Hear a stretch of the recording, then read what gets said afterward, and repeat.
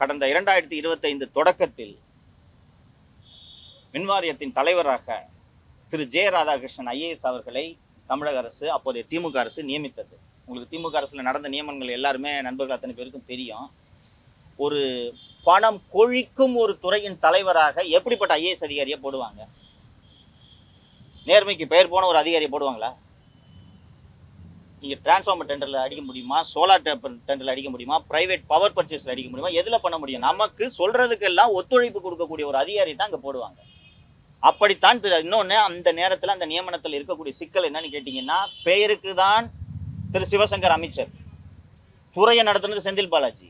அப்போ இது ரெண்டுக்கும் ஏற்றார் போன்ற ஒரு அதிகாரியை அங்கே நியமிக்கணும். அந்த அதிகாரியவே மாற்றாமல் நீங்கள் எப்படி சார் ஊழலை கண்டுபிடிக்க போகிறீங்க?